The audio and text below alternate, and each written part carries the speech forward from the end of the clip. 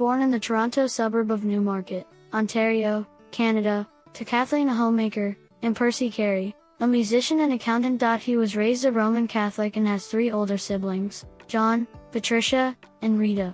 His mother was of French, Irish, and Scottish descent, and his father was of French-Canadian ancestry. At age 8 he began making faces before a mirror and discovered a talent for doing impressions.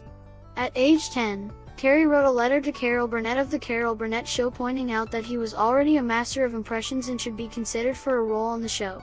He was overjoyed when he received a form letter reply.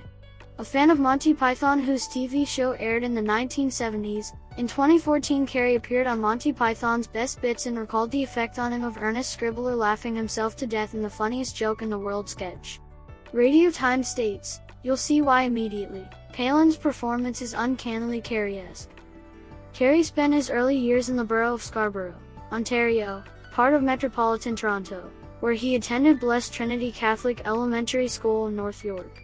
His family later moved to Burlington, Ontario, where they would spend 8 years. Jim attended Aldershot High School while there.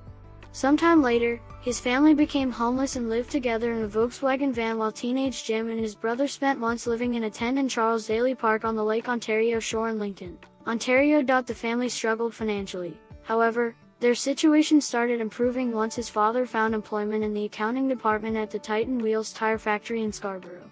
Furthermore, in return for living in the house across the street from the factory, the family, primarily teenage sons Jim and John, would work as janitors and security guards at the tire factory, doing 8-hour shifts from 6 p.m. into the next morning. Moving back to Scarborough, teenage Jim started attending Agincourt Collegiate Institute before dropping out of school on his 16th birthday.